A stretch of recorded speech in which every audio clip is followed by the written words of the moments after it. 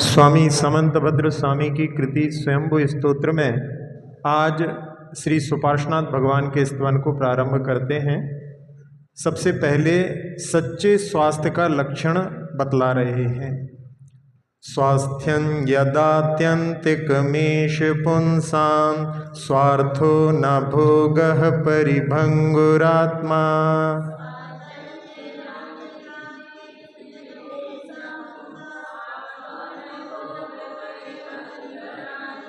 त्रशोऽनुषङ्गान् च तापशान्ति रीतिदमाख्यात् भगवान् सुपार्श्वः।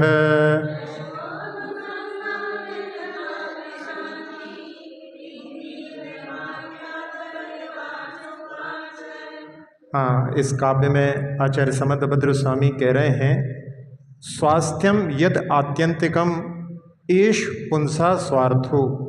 स्वार्थ यानी निजी प्रयोजन जीवात्माओं का क्या है, तो स्वास्थ्य और वो भी पूर्णतः स्वस्थ हो जाना। ना भोगा परिभंगुरात्मा, और जो भोग होते हैं क्षणभंगुर भोग, वो जीव का निजी प्रयोजन नहीं है। और उन भोगों के स्वरूप को आगे बता रहे हैं कि उनके द्वारा त्रषः अनुसंगात यानी उत्तरोत्तर भोगों की आकांक्षा की वृद्धि होने से न च ताप शांति, उसमें ताप की शांति नहीं होती बल्कि ताप बढ़ता जाता है। इति इदम भगवान सुपार्श्व आख्यत, इस प्रकार से ये ज्ञान सुपार्श्वनाथ भगवान ने बतलाया। तो इसमें जीव का जो निजी प्रयोजन क्या होना चाहिए कि अपने को पूर्ण स्वस्थता प्राप्त करना है। स्वस्थता क्या कहलाती है? स्वस्मिन स्थिति इति स्वस्थता, स्वस्मिन तिष्ठति इति स्वास्थ्य, अपने आप में ठहरना, अपनी आत्मा में मग्न हो जाना। जीव जिन भोगों के लिए पुरुषार्थ करता है, उन भोगों के माध्यम से तृष्णा बढ़ती जाती है और उसको शांति नहीं मिलती। तो यहाँ प्रयोजन जो होता है, स्वार्थ सब जीवों का अपना अपना होता है, क्योंकि संसार में सबसे प्रिय यदि कोई सी चीज होती है तो स्वार्थ होता है। एक बार जब बीरबल अपनी सभा में नहीं पहुंचे थे, तो जो मल्लिका थी बादशाह की पत्नी, उसका भाई अपनी बहन से कहता है कि तुम हमारी सिफारिश कर दो, हमेशा जो है वो बीरबल से ही पूछते रहते हैं, कभी हमारी ओर भी ध्यान दें। तो उन्होंने जाकर के सिफारिश की, तो उन्होंने कहा ठीक है, आज बीरबल नहीं आए हैं, तो उन्होंने पूछा कि बताओ संसार में सबसे प्रिय चीज़ क्या होती है। अब उसको कुछ सूझा नहीं, तो वो अपनी बहन के पास गया। बहन ने कहा कि हम अभी बीरबल से पूछ करके आते हैं। तो बीरबल के घर गई, पूछ करके आई, तो उन्होंने कह दिया सबसे प्रिय स्वार्थ होता है। अब बता दिया। फिर बादशाह ने कहा कि कैसे होता है स्वार्थ सबसे प्रिय, अब आगे क्या बताएं। फिर जो है अपने भाई के द्वारा भेजे जाने पर फिर पहुंची बीरबल के पास में दूसरे दिन। तो बीरबल ने उस समय कहा कि अभी मुझे सूझ नहीं रहा है, समझ में नहीं आ रहा है, यदि मैं बाग में घूमूं और कोई हुक्का मुझे पिलाता रहे तो उस समय में शायद सूझ जाए। तो मल्लिका ने कहा कि हम इंतजार कर लेते हैं। तो उन्होंने कहा आज नौकर आया नहीं है। तो अब उनको अपने उत्तर को प्राप्त करना था, तो उन्होंने घूंघट डाल करके और हुक्का पकड़ करके और सामने सामने उनके चल रही हैं हुक्का पकड़ करके। अब कभी कोई सेवा की हो तो सेवा करते बने, गर्मी में लथपथ, तो जो घूंघट डाला था वो उन्होंने उठाया और उसी समय सामने बादशाह दिखाई दिए। और बादशाह ने देखा तो बादशाह वहाँ पर गुस्सा होने लगे। तो उस समय मैंने कहा महाबली, आपके प्रश्न का ही उत्तर दे रहा हूँ कि सबसे प्रिय स्वार्थ होता है और स्वार्थ को पूर्ण करने के लिए व्यक्ति कुछ भी करने लगता है। तो ऐसी जो है संसार में स्थिति होती है। इसलिए जिन भोगों के लिए जीव कितना पुरुषार्थ करता है, लेकिन उससे कभी भी उसको शांति मिलती नहीं है, लेकिन उत्तरोत्तर वो प्यास और बढ़ती जाती है। ऐसा भगवान ने संसार के स्वरूप को, कि इन सब पर पदार्थों की जो चाह है वो कभी मिटने वाली नहीं है। एक श्वेतांबर साधु का उदाहरण इसमें, कि श्वेतांबर साधुओं में ऐसा होता है कि जब जो बहुत समय के दीक्षित हो जाते हैं तो वो आहार लेने नहीं जाते, जो नए नए आते रहते हैं उनको आहार लेने के लिए भेज देते हैं। तो एक दिन एक गया तो उसको वहाँ पर आहार में 32 बड़े मिले। तो बड़े जो हैं खाने के लिए जो रहते हैं, तो वो बड़ा खाने के लिए उसने सोचा कि मैं 32 लेकर के जाऊंगा तो गुरुजी मुझे आधे तो देंगे, तो आधे में पहले यही खा लेता हूँ। तो उसने 16 खा लिए। फिर सोचा कि 16 लेकर के जाऊंगा तब भी आधे तो देंगे, तो उसने 8 खा लिए। फिर 8 लेकर के जाऊंगा तो 4 तो देंगे, तो 4 भी खा लिए। फिर 4 दूंगा तो 2 देंगे, तो 2 खा लिए। अब 2 लेकर के जाऊंगा तो 1 तो मिलेगा, तो उसने 1 भी खा लिया। अब 1 लेकर के उनके सामने पहुंच गया। तो उन्होंने कहा कि तुम्हें किसने जो है 1 बड़ा दिया है? तो उसने कहा कि मिले तो 32 थे, लेकिन मैंने ऐसा सोचते सोचते पूरे खा लिए। तो तुमने जो है बड़े कैसे खा लिए? तो उसने 1 बचा था उसको भी मुंह में रख लिया। तो ऐसी जो है तृष्णा की जो है स्थिति होती है। तो यहाँ तो केवल एक व्यंग के माध्यम से समझा रहे हैं, लेकिन वास्तव में जिस प्रकार से उसने आधा आधा करके सब कुछ खा लिया, ऐसे ही जो है उसकी चाह भोगों की बढ़ती जाती है। तो ये जहाँ व्यक्ति के लिए निजी प्रयोजन जो है अपनी आत्मा का कल्याण करना, अपनी आत्मा में मग्न होना चाहिए, ऐसा भगवान ने बतलाया। अब भगवान ने इस शरीर के बारे में क्या उपदेश दिया, इसका जो है वर्णन दूसरे काव्य में कर रहे हैं। अजंगमंजंगमनेयंत्रं यथा तथा जीवधृतं शरीरम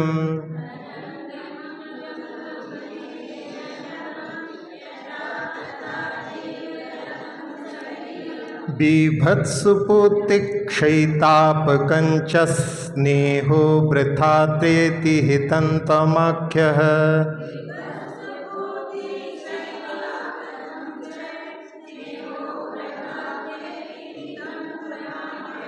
हाँ, अजंगमम, ये जो जंगम यानी गतिशील नहीं होते उसको अजंगम कहते हैं।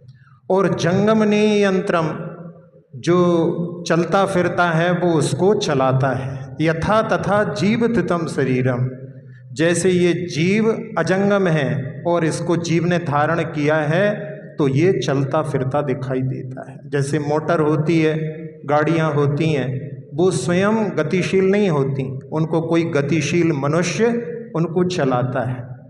तो ऐसा जो है जीव के रहने पर वो चलती हैं, और जब जीव नहीं रहता तो उस समय क्या होता है, जब जीव निकल जाता है तो वो शरीर मृत हो जाता है। और जब मृत हो जाता है तो उस समय क्या होता है, घर से कहते हैं जल्दी निकालो। भजन में किसी में बोलते हैं ले चल होए, जल्दी से शमशान ले जाओ। तो ऐसा इस शरीर का स्वभाव है।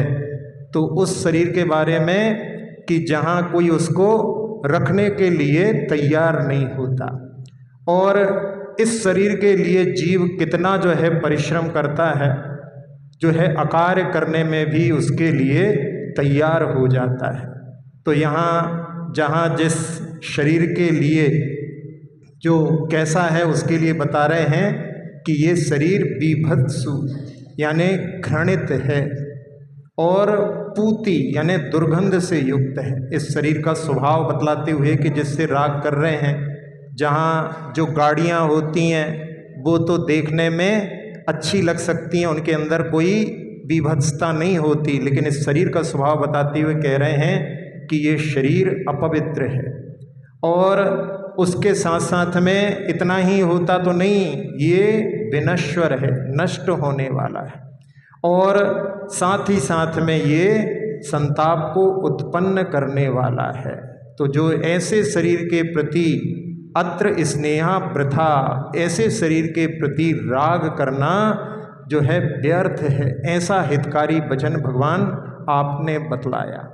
तो जो शरीर जिसके प्रति राग हो जाता है, तब उस समय में जो व्यक्ति अपने स्वभाव को भी भूल जाता है।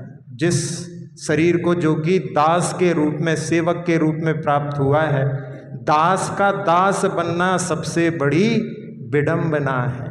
तो कहते थे, आए हैं किस काम को, करन लगे क्या काम, आए थे प्रभु भजन को और धोवन लागे चाम। शरीर की सेवा में लग करके ऐसी स्थिति हो जाती है, तो ऐसे शरीर के लिए, अपने लिए ऊपर उठने के लिए उसके राग से इस प्रकार से जो है उपदेश दिया जाता है। जहाँ 6 ढला में भी पढ़ते हैं कि नव द्वार बहे घिनकारी, असी देह करे किमियारी। आचार्य जी बोलते थे इसमें किमियारी बोल करके उपदेशक ये समझता है कि बस ये तो जो है ऐसी देह से बाकी सब लोग जो हैं राग करते हैं। इधर पे ये बोलना चाहिए, असी देह करें हम यारी, ऐसे शरीर से हम राग करते हैं। ऐसा जब कहेंगे तब उससे जो है राग छूटेगा, नहीं तो वरना ये शरीर जहाँ इसके जो विशेषण दिए हैं कि घृणित है, विभत्स है, बुढ़ापे में तो शरीर का ऐसी स्थिति हो जाती है कि बच्चे लोग कई बार भयभीत हो जाते हैं, देख करके डर जाते हैं। ऐसा भी जो है इस शरीर की अवस्था परिणत हो जाती है। तो ऐसे शरीर के प्रति जब इसके स्वरूप का भान नहीं होता तो उसके राग में भी कैसी स्थिति होती है। एक उदाहरण पहले आपको सुनाया था कि एक बहुत सुंदर पुरुष था और उसके लिए चेहरे पर झुर्रियाँ दिखाई दी। कब तक रहता वो वैसा ही, परिवर्तन तो होता ही है। और जैसे ही उसको झुर्रियाँ दिखाई दी, जहाँ सब लोग तारीफ करते रहते थे, लड़का बड़ा हो गया, इंजीनियरिंग कॉलेज में पढ़ रहा है, और तब तक जो है अच्छी युवावस्था, बल्कि कहते थे कि तुम्हारा बच्चे से भी तुम ज़्यादा सुंदर लगते हो। ऐसा जो है लोगों ने उसको चने के झाड़ पर चढ़ा रखा था। और ऐसी स्थिति हुई कि झुर्री देख करके उसको लगा कि मेरी तो सारी दौलत लुट गई। और उसके मन में ऐसा डिप्रेशन का भाव, अवसाद का भाव कि अपने शरीर को नष्ट करने के लिए ने वहाँ पर वो आत्महत्या के, आत्मघात के भाव करने लगा।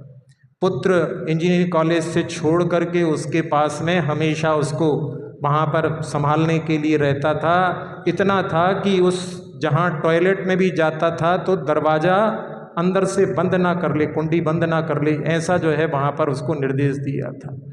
फिर भी 24 घंटे रहने के बाद में रात में सोते समय में उसको समय मिला और उसने अपना जो शरीर के स्वभाव को नहीं समझा, उसको उसने आत्मघात के द्वारा मार दिया। तो ऐसा जो है, ऐसे शरीर के प्रति राग ऐसी परिणति भी कर सकता है। इसलिए आचार्य समंतभद्र स्वामी ने कि ऐसे शरीर के प्रति उसके स्वभाव को जान करके उसको दास की तरह सेवन उसका जो है करके, यानी वेतन दे करके उससे काम लेने का जो पुरुषार्थ करते हैं वो ही इसमें सफल होते हैं, वरना तो सब उस दास के दास बने रह जाते हैं।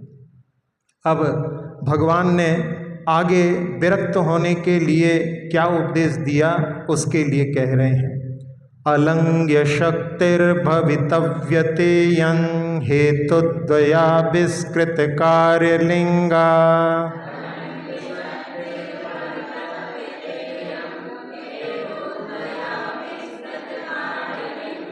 अनीश्वरो जंतुरहं क्रियार्थः संहत्य कार्येष्वित साध्ववादीः।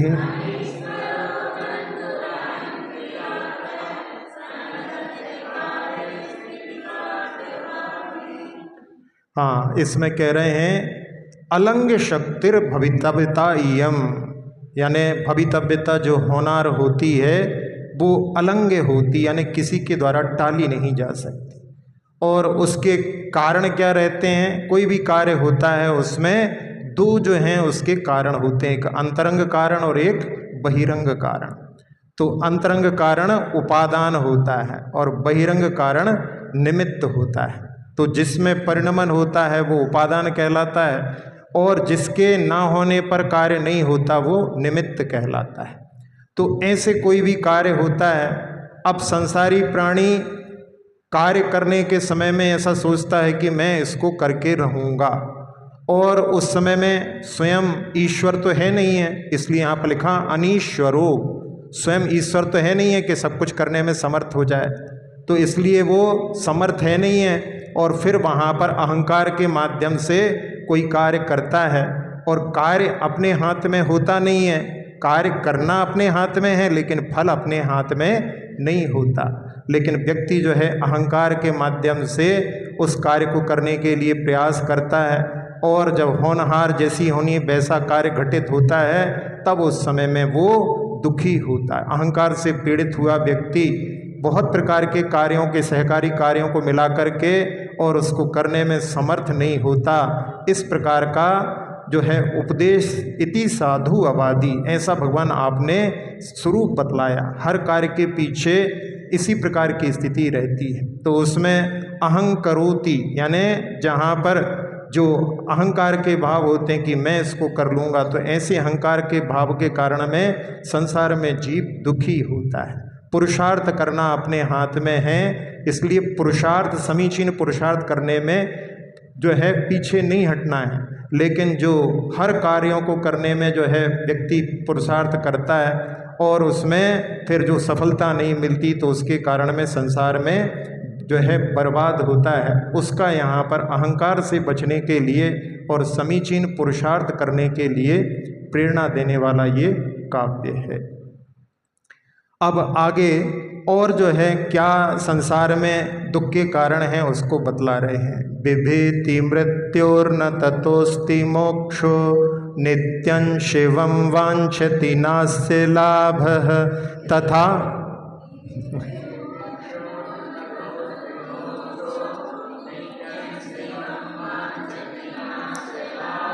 तथापि बालो भय कामवश्यो वृथा स्वयं तप्यत इत्यवादी।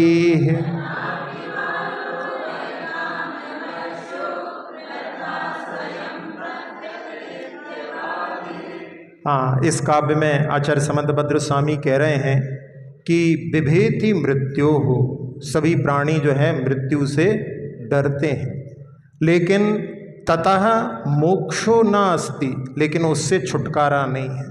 कौन जो है मृत्यु से बच पाया है? तो यहाँ जिससे भयभीत होते हैं, अब वो जो है भयभीत होने से कोई मृत्यु से बच नहीं पाता, तो ऐसा सोच कर के मृत्यु से भयभीत क्या होना, एक दिन तो वो आएगी। अब उसके कारण क्या है कि जन्म जब तक धारण करते रहेंगे तब तक मृत्यु होती रहेगी। इसलिए जन्म का ही धारण ना करें, ऐसी मृत्यु हो कि मृत्यु की ही मृत्यु हो जाए, तब तो उससे छुटकारा मिल सकता है। नहीं तो जो है जब जब जन्म धारण करेंगे तब तक मृत्यु अपनी ओर बढ़ेगी। यानी जिस दिन जन्म लिया उस दिन से ही मृत्यु अपनी ओर बढ़ने लगती है। एक आवीची मरण होता है, प्रति समय में आयु कर्म की उदीर्णा या उदय होता रहता, निकलती रहती है, वो मरण प्रति समय में होता है। देखने में तो मरण आखिरी में आता है जब आत्मा और शरीर अलग अलग हो जाते हैं। जैसे उदाहरण दिया 12 भावना में कि जहाँ लकड़ी को यंत्र से काटते हैं और 2 टुकड़े जब होते हैं तब वो 2 टुकड़े दिखाई देते हैं, लेकिन प्रति समय में वो आरी उसको काट रही है। तो ऐसे ही आयु कर्म जो है प्रति समय में घटता जाता है, तो मृत्यु से भयभीत होता है लेकिन उससे छुटकारा उसको प्राप्त नहीं होता। और नित्यम शिवम वांछति नास्य लाभा, और नित्य जो है शिव यानी कल्याण निर्वाण की इच्छा करता है, लेकिन उसका जो है उसके लिए लाभ नहीं होता। तो केवल चाहने से मुक्ति किसको मिली है? तो मुक्ति के लिए पुरुषार्थ करने से मुक्ति प्राप्त होती है। तो संसार में बस केवल यही 2 बड़े दुख हैं। तो जहाँ यानी एक जो है भयभीत होना और दूसरा चाह, बस यही 2 संसार के बड़े दुख हैं। फिर भी उसके बाद में तथापि बालो, जो अज्ञानी हैं, भय काम वश्यो, भय के बसीभूत होकर के और साथ साथ में आशा के बसीभूत होकर के वृथा स्वयं तप्यति इत्यवादी, अपने आप को जो है वृथा यानी निष्प्रयोजन दुखी करता है, दुखी होता है। तो 2 जो है कारण हैं भय और चाह। तो उसमें वहाँ पर इनके लिए वो जो है अपन हर क्षेत्र में लगा सकते हैं। जहाँ धन वैभव के क्षेत्र में वो धन वैभव की चाह उसकी बनी रहती है, और साथ साथ में धन वैभव जो है मिट नहीं जाए ऐसा भय भी बना रहता है। तो ऐसा जो है जीव जो है इसके माध्यम से भयभीत भी रहता है और साथ साथ में आशाओं से घिरा रहता है, इसलिए संसार में दुखी रहता है। कितने प्रकार से वो अनेक कष्ट सह करके भी वहाँ पर अपने लिए उन जो है अपनी आशाओं की पूर्ति के लिए कार्य करता है और उसमें करते करते मृत्यु के बारे में विचार नहीं करता। भयभीत तो रहता है लेकिन मृत्यु कभी आएगी इसका विचार नहीं करता। इसीलिए काव्य में कि करिष्यामि करिष्यामि करिष्यामि इति चिंतते मरिष्यामि मरिष्यामि मरिष्यामि इति विस्मृतः, यानी करने की कि ये भी करना है वो भी करना है, ऐसे करते करते कि कभी मरण भी होगा वो उसको विस्मृत कर देता है। तो कहते हैं कि भाई मरण की बात करना तो अपशकुन होता है, मरण की बात करना अच्छा नहीं होता, लेकिन यदि मरण को यदि अपशकुन मानो तो जब कहीं किसी कार्य के लिए आप जा रहे हो और उस समय में अर्थी मिल जाए तो उसमें क्या बोला जाता है, शकुन माना जाता है। महाराज जी के लिए आहार के लिए नहीं, बाकी कार्यों के लिए महाराज जी के आहार के समय मिल जाए तो फिर अलाभ हो जाएगा, लेकिन बाकी कार्यों में जो अर्थी है वो वहाँ पर शुभ शकुन माना जाता है।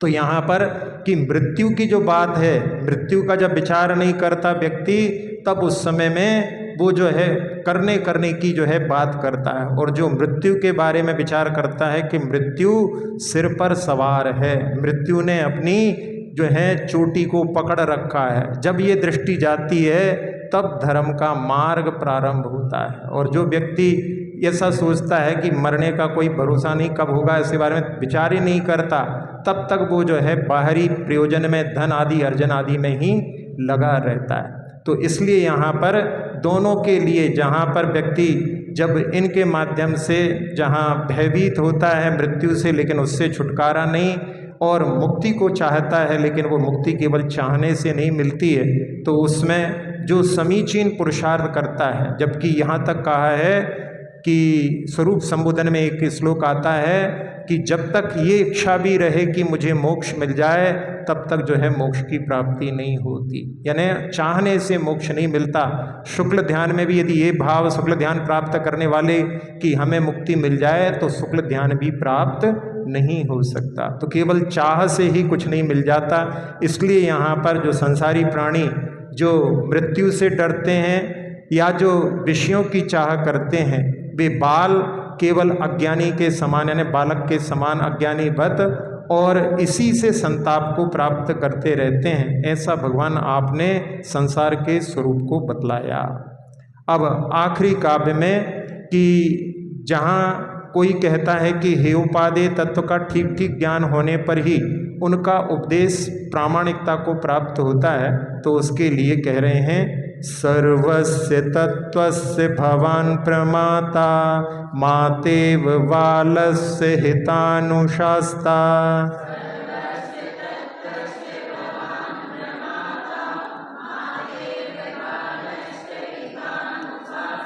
गुणावलोकस्य जनस्य नेता मयापि भक्त्या परिणुयेषेद्यः।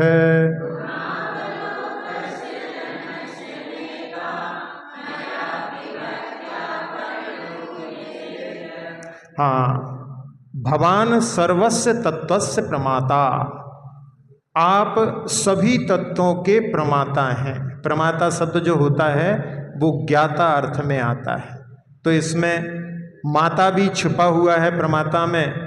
तो उसमें आगे स्वयं आचार्य महाराज कह रहे हैं बालस्य मातेव हितानुशास्ता, जैसे संतान के लिए माता जो है यानी यहाँ पर अज्ञानी जनों के लिए जैसे हित का उपदेश दे करके आप उनको समीचीन मार्ग बताते हैं, जैसे माता जो है अनेक कष्ट सह करके भी अपने शिशु का हित चाहती है। तो इसके माध्यम से यहाँ दो गुणों का वर्णन आ गया। एक तो जो है भगवान सर्वस्य तत्वस्य प्रमाता, ये सर्वज्ञता, और हितानुशास्ता यानी हितोपदेशी, ये भगवान के दो विशेषण आ गए। अब तीन विशेषण होते हैं तो उसमें तीसरा विशेषण क्या होता है, वीतरागता। तो अब उसको यहाँ पर गुणावलोकस्य जनस्य नेता, जो सम्यक दर्शनादि गुणों का अन्वेषण करने वाले हैं, ऐसे भव्य जीवों का जो समूह है उनके आप नेता हो, सन्मार्ग के दर्शक हो। और कह रहे हैं अद्य मयापि भक्त्या परिणुयसे, आज मेरे द्वारा यानी समंतभद्र स्वामी के द्वारा आप भक्ति के माध्यम से स्तुत्य हो रहे हैं। मैं आपकी मन वचन काय से आपकी स्तुति कर रहा हूँ। तो यहाँ पर नेता के रूप में दिया है।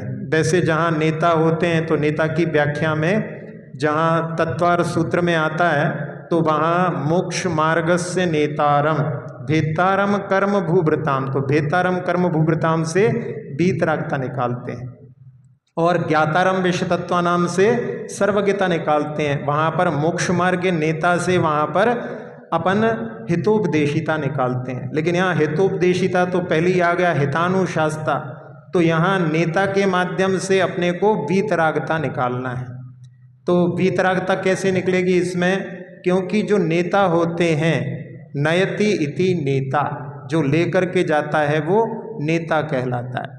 एक ऐसा होता है कि कोई सीधा सीधा बता देता है कि भैया ऐसे ऐसे चले जाओ और पहुंच जाओगे, और एक ऐसा होता है कि मैं स्वयं जा रहा हूं और तुम मेरे साथ चलो। तो वो जो है नेता का कार्य होता है। तो जो नेता होता है वो गुणों से संपन्न होता है, और जो गुणों से संपन्न होता है, गुण तभी प्रकट होंगे जब दोषों का नाश हो जाएगा। तो दोषों का नाश, तो कर्म का विनाश के बिना गुण प्रकट नहीं होंगे। तो इस अपेक्षा से यहाँ पर अपन जो है नेता शब्द से वीतरागता भी ले सकते हैं। तो ऐसे जो आराध्य होते हैं वो आराधक के लिए हमेशा 3 गुणों से विशिष्ट ही अपने आराध्य होते हैं। तो वो सर्वज्ञ हों, लेकिन सर्वज्ञता प्राप्त करने के लिए पहले वीतरागता की आवश्यकता होती है। तो वीतरागी ही सर्वज्ञ बनता है, और सर्वज्ञ ही सभी तत्वों का समीचीन रूप से ज्ञाता होता है, और वो ही समीचीन तत्वों का उपदेश देने में समर्थ होता है। तो ऐसे यहाँ सुपार्श्वनाथ भगवान की स्तुति करते हुए आचार्य समंतभद्र स्वामी कह रहे हैं, जैसा पहले बताया था कि इन 7 काव्यों तक उन्होंने भगवान को नमस्कार नहीं किया, बस ये कह दिया आप हमारे द्वारा स्तुति को प्राप्त हो रहे हैं। लेकिन उन्होंने अभी तक कि मैं आपको नमस्कार करता हूँ, मैं आपकी वंदना करता हूँ, ये शब्द अभी तक इस काव्य में नहीं आया। यानी 7 काव्य हो गए हैं। तो इसमें जहाँ अपन कभी कोई काव्य पढ़ते हैं तो उस समय में कि मैं आपको नमस्कार करता हूँ तो सिर अपने आप बोलते बोलते झुक जाता है। मैं जैसे अपन भक्ति में पढ़ते हैं करूँ आपकी वंदना, तो उसमें अपन हाथ जो है जोड़ लेते हैं, सिर झुका लेते हैं। लेकिन अभी तक ऐसा नहीं, मैं आपकी स्तुति कर रहा हूँ, ऐसा बोलने में सिर झुकाने की कोई ज़रूरत नहीं। कोई झुका ले बात अलग है, लेकिन उसमें यदि नहीं भी झुकाए तो वहाँ पर अब सिर झुकाने वाली बात नहीं है। तो ऐसे इन 7 काव्यों में अभी तक, अब अगले जो हैं भगवान की स्तुति में, वहाँ पर प्रथम काव्य में ही वो भगवान को नमस्कार वंदे शब्द के माध्यम से संबोधित करेंगे। तो इस प्रकार से ये 7वें भगवान की स्तुति पूर्ण हुई।